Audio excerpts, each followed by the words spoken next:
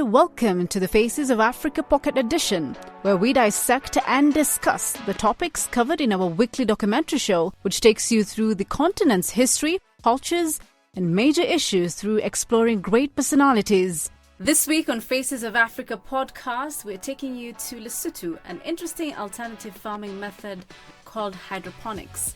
My name is Fathiya Mohammed Noor, and I have here Daniel Furnad. Hi, Daniel. Glad to have you back from holiday, Fathiya. Thank you very much. So let's talk about hydroponics.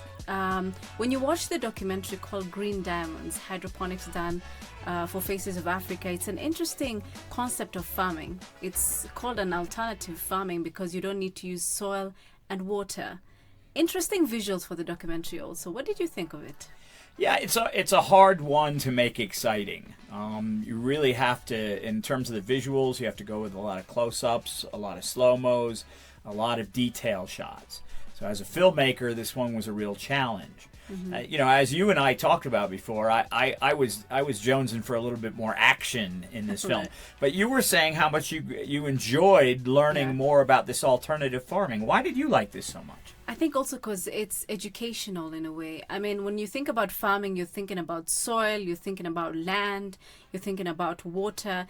It depends on all that. But when you watch this documentary, hydroponics, basically, it's a method of farming where you can grow the crops, let's call it that, without use of soil, which is an interesting concept, I thought. And so I like the fact that the character Mochesane is giving you a different perspective into farming, especially at a time where food security is a bit tough in the continent. So that's what I liked about the whole documentary. It's educational more. Yeah, well, it's funny because we were talking earlier about the same thing, and what got my attention was a little bit of the history. Mm-hmm. And that the first leader or the first real founder of Lesotho, and it was called Basuta land or something at the time, was saw that the soil become very bad because of some wars that he fought. Yeah. And so I decided to look it up, find more about it. What did you find out? Of course, more British treachery on the African continent. Mm-hmm. Yeah, this guy had tried to cozy up to the British, and they kept screwing him out of deals that they made, in which land he was supposed to get. Yeah. But interesting to learn a little bit about Lesotho's history. Yeah. And the fact that, Lesotho is a small country. The guy you're talking about is King Moshoeshoe. I think that's the name, if I didn't get it wrong. Yeah, but then you can tell how spiritual, a country like Lesotho is in terms of what they believe in and what their land can do for themselves. But then you see Mochesane, on the other hand, just going off and deciding to do something completely different, which I think is innovative. That's another thing I liked about it. It's innovative and it's giving a different kind of solutions to people, especially where land is an issue. Don't you think so? Yeah, well, you're right. It's kind of a good tech story. Again, we're seeing more and more Africans finding solutions to their own problems.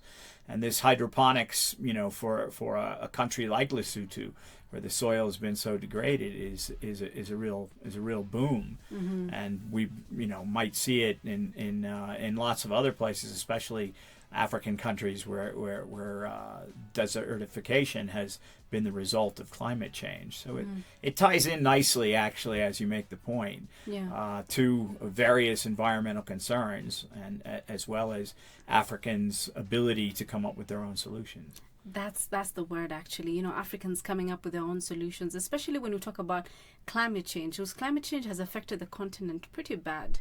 There's drought in a lot of parts of the continent. And so when you see that there's an alternative way of doing farming, that means families can be able to, eat food. That means there could be employment opportunities, So when I look at it, I see it from a point of a solutions perspective. But in terms of the technology and sort of the technical bit of how hydroponics looks like, do you think Africans can be able to adapt that in other countries that maybe might not have this kind of thinking? Well, I was more struck by the whole structure of it looked like a greenhouse. He was bringing these plants up in, and I was just struck by, can everybody afford a greenhouse? But again, Yeah. I think what we're looking at, especially, as we've talked in recent episodes about AI lowering the cost of things, Yeah. is that you may be able to see governments, as well as private individuals, be able to invest in the kind of facilities that we see used in this documentary in order to grow food more efficiently. Yeah. I like the fact that, as much as, yes, he's talking about hydroponics and the alternative method of farming, he takes us back to his grandma. His granny, he grew up with his grandmother because his parents passed on. And you see the sort of still the traditional way where the grandma is still growing, some crops from there. Don't you think sometimes maybe we should just always somehow find a way of sticking to our traditions? Well, that's a good point. It's funny because when I was watching that, I was really thinking about how proud she was that her son had gone, or her grandson had gone into farming, and what a sweet old lady she was. Definitely. But I hadn't really put it together that she really does help us remember traditions, and agricultural traditions in Africa tend to be very strong. 100%. Thank you so much, Daniel, for your time. It was great being back with you again, Fathiya. Thank you. Remember, you can watch this documentary on our CGTN platforms. On Sunday, it runs live at 12:30 East Africa time, 17:30 Beijing time, and 9:30 GMT. On Monday, it will be uploaded on our YouTube channels. See you next time.